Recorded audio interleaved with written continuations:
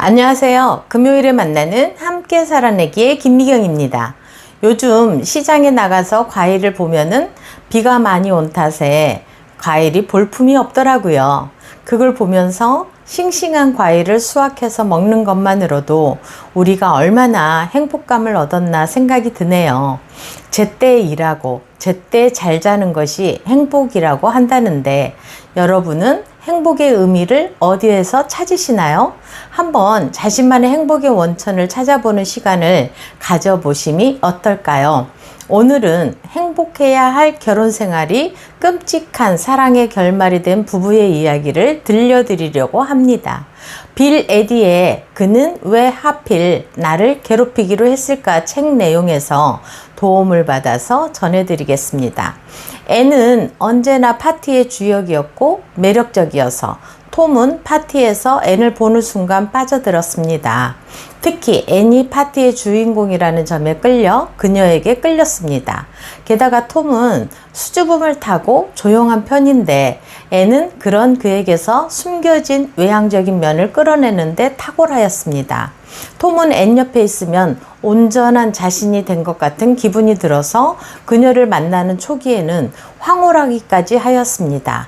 나이 30이 되어 마침내 그는 자신과 진정으로 연결된 누군가를 찾았다는 기쁨에 들뜨게 되었습니다.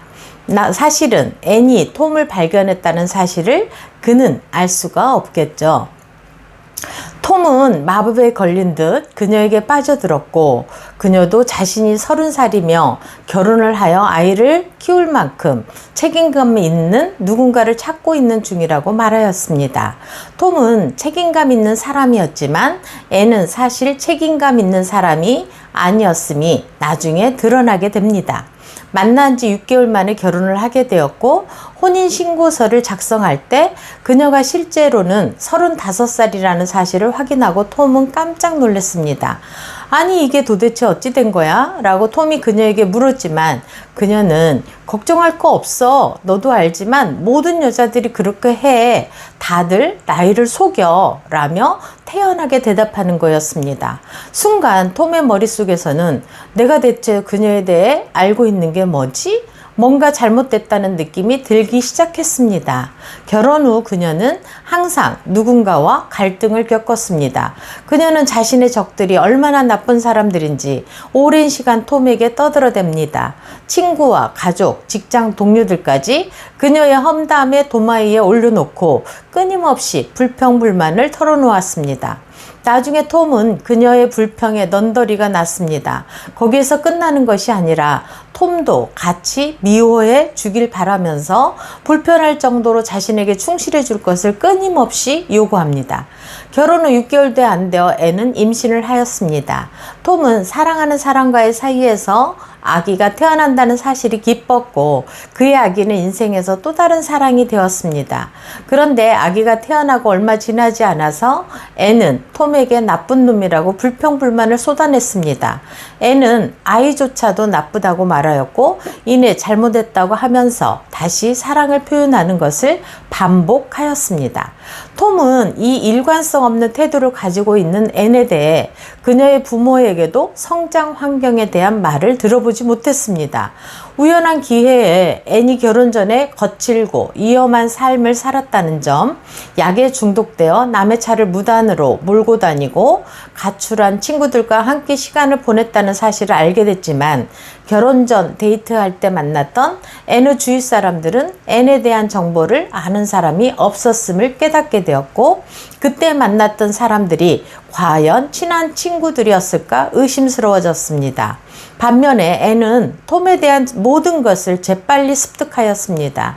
만난 지 한 달밖에 안 됐을 때 그녀는 그에게 컴퓨터의 비밀번호를 물었고 자신의 컴퓨터가 고장나서 수리를 받는 동안 그의 노트북을 빌려 쓰겠다는 것이었습니다.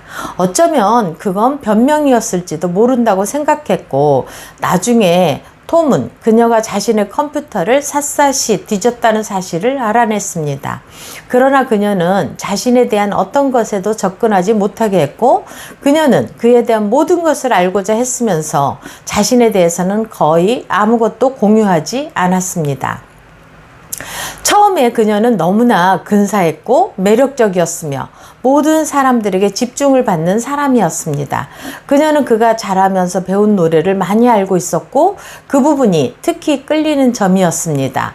그는 사랑에 빠졌고 자신의 있는 모습 그대로 받아주는 사람을 찾았다고 생각을 했었습니다.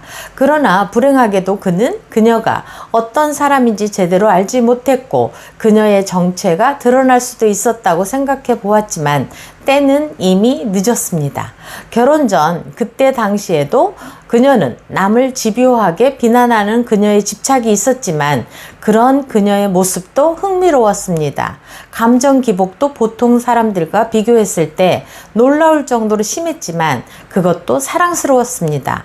자신을 사랑하는 그녀는 자신에게는 그렇게 함부로 대하지 않을 거라고 믿고 있었거든요. 톰은 이제 앤과의 결혼 생활이 잘 굴러가지 못할 것임을 깨닫고 앤에게 부부 상담을 받아보자고 제안해 보았지만 그녀는 거절합니다. 그는 잠시 떨어져 있어 보는 게 어떠냐고 제안하지만 그것도 거절합니다. 마침내 그는 그녀가 변하지 않으면 일주일 내로 이혼 소송하겠다고 그녀에게 선언을 합니다. 며칠 후 이혼 소송하러 가기 직전 톰은 접근 금지 명령을 받게 되고 앤이 먼저 이혼 소송을 한 사실을 알게 됩니다. 톰이 폭력을 행사했고 그녀의 삶을 위협하는 굉장히 위험한 사람이라고 판사에게 말했고 판사는 톰을 집에서 쫓아내는데 동의하게 됩니다. 여러분은 지금까지 일어난 일에 대해서 어떤 생각이 드시나요?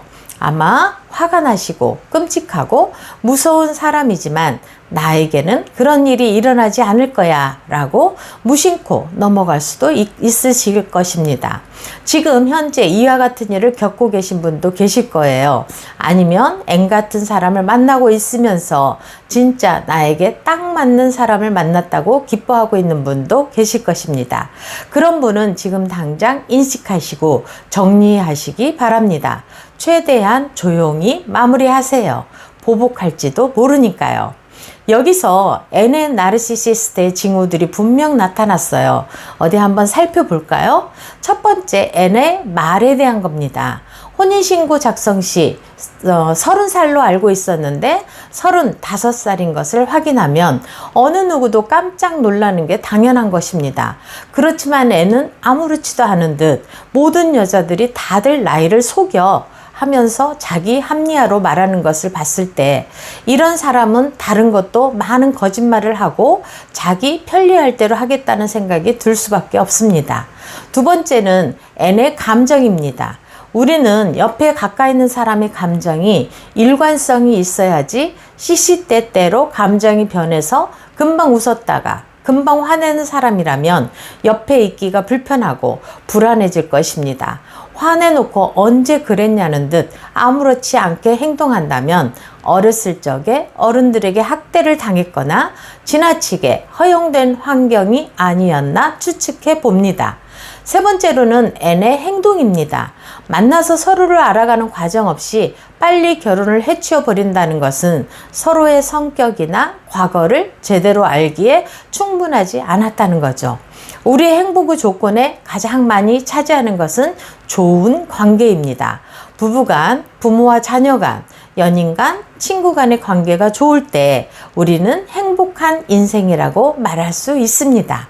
성경 잠언 말씀에 채소를 먹으며 서로 사랑하는 것이 살진 소를 먹으며 서로 미워하는 것보다 나으니라 라는 말씀을 전해드리며 지금까지 들어주셔서 감사드리고요. 구독, 좋아요, 알림 눌러주시면 제게 힘이 되겠습니다. 지금까지 함께 살아내기의 김미경이었습니다. 감사합니다.